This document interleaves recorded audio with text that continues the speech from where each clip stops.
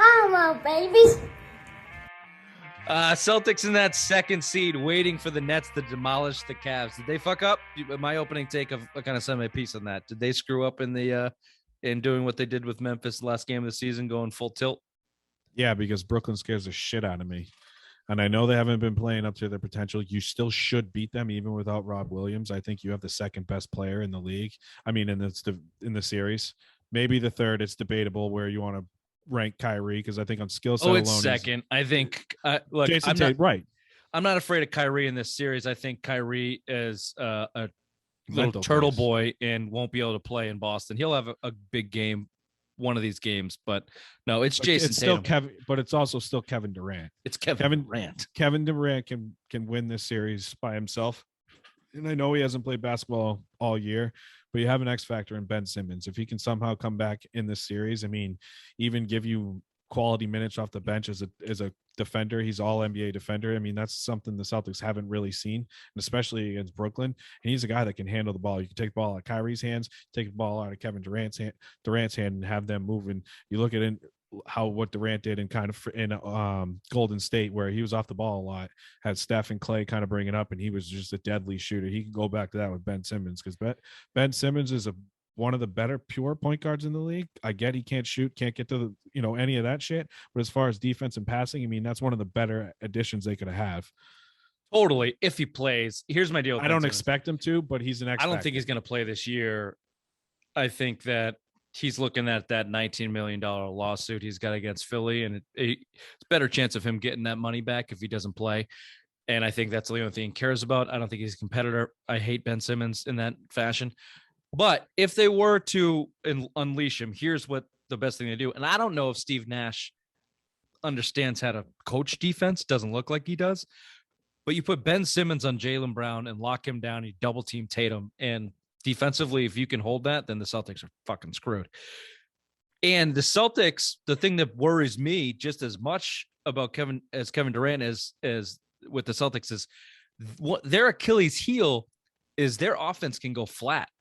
Their offense can go flat pretty quick, and their defense can keep them in it, but not against a team like Brooklyn, not against Kevin Durant and Kyrie if he turns it on. Like, you're going to have to win most games over 100, 110 to 116. Like, you're not going to hold the Brooklyn Nets to 98 points for 7 games. So that makes that's can they win 4 games in that fashion? I don't know. I don't think so. And you don't have. I don't know. I think they can and they should. Look, if Jaylen Brown and Tatum are on their A game, if they are shooting well, then they should do it. And Tatum has historically had really, really good performances against this team, so he should kind of go off, I would think.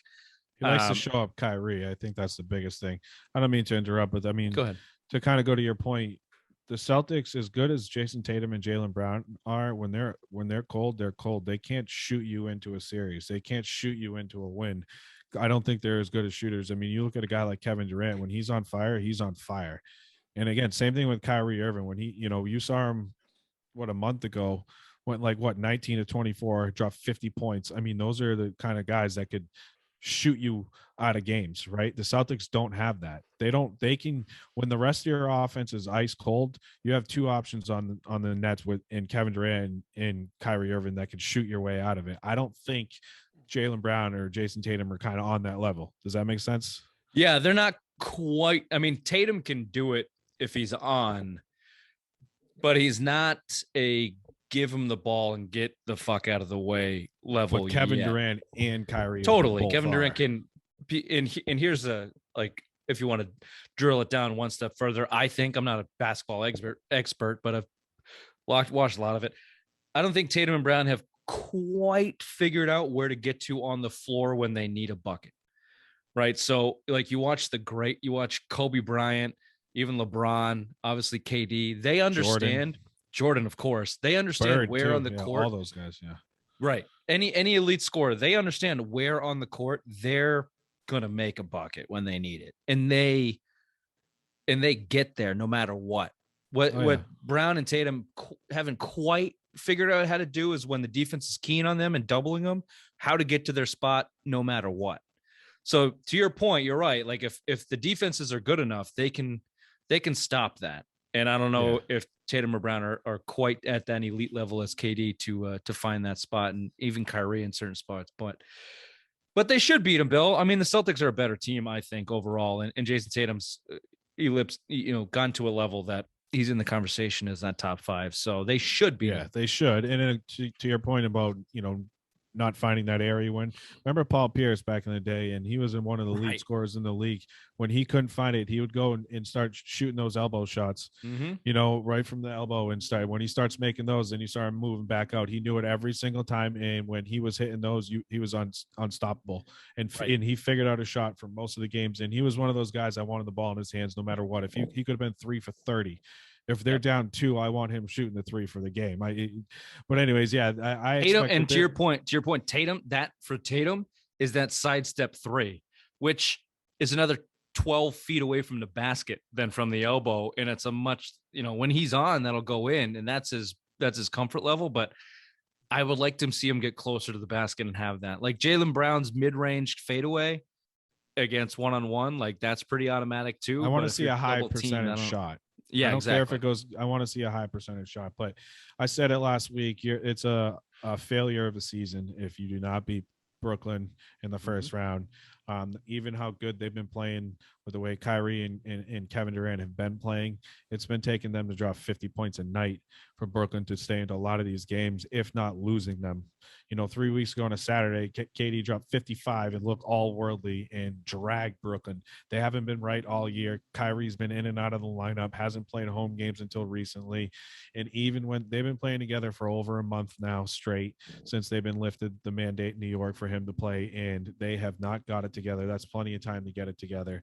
I think there's a lot of issues there. You heard it kind of come out today. KD questioned James Harden in the beginning of the season because he showed up in training camp out of shape.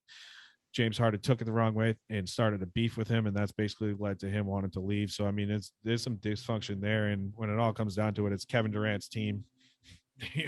I don't care what it's Durant's team, but yeah, it's weird. No, there's dysfunction. I mean, it's the dumpster fire. Yeah. Toot. We called that shit. I called it too early. It. I called it Christmas. I think the season started December 22nd. I had said Christmas. Yeah, last year you had Christmas. You thought it was happening 3 days. I think whenever I had it, there was a Valentine's Day in the playoffs. Either way, it burnt last year. It's burning now. We'll see if the Celtics can fully extinguish them and move on.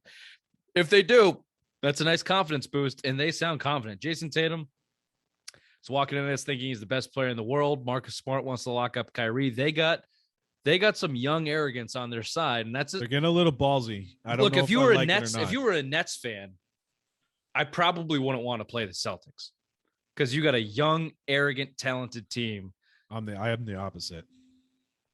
I'm the opposite because you know why? Because you and I don't want to play the Nets, right? And that's the same reason why nobody wants to play the Nets. Exactly, and that's why every Net fan wants to play the Celtics. You heard, who was it? JJ Redick said it a couple from the years ago when Kyrie and what's his name went down, Gordon Hayward, that teams were lining up to play the Celtics, right? No, so I mean, I feel like there's as good as the Celtics are, like the Nets fans think they should beat them because they think of Kevin Durant and Kyrie Irving. Maybe I just when the in any sport, if you got a young, confident, arrogant, talented team in the playoffs, that's a dangerous team. Because if you let them get confidence, they'll roll. If you punch them in the mouth, they could fold. But if you let them get enough confidence, if Celtics walk in TD Garden and roll over the Nets in game 1, it's going to be a real hard series for the Nets. It's going to be hard. It's going to be hard for them because they're going to be playing with confidence. If they get punched in the mouth in game 1, might be over in 5, might be over in 6 for the Celtics. But that's what I mean by young and arrogant and talented. They're kind of flowing with their emotions now. Yeah, for sure. And let's hope they don't get too cocky now, because that's the biggest thing. You win one big, then they're like, okay, we can kill these guys, and then you give a slimmer of hope and start disrespecting Kevin Durant. And what's going to happen? He's going to drop 50 or 60 on you, and then it's a whole new series. That's the X factor the Celtics don't have. Yeah, they don't have someone that can score whenever the fuck he pleases. I agree with you. I listened to the end of the baseball show that was released today with you and Ray. You got you said I have a You said I had an only child problem because I have to. Ray said we both have to be right. It's not we both have to right. We just spark things in each other that we want to add to the conversation, and it's why we go along. This is what's happening right now. It's like an hour. This is what's happening right now. It just hasn't stopped. So let's take a quick break and come back with some Red Sox talk. As we're 40 minutes into the show, we'll finally get to the baseball season. We'll be right back.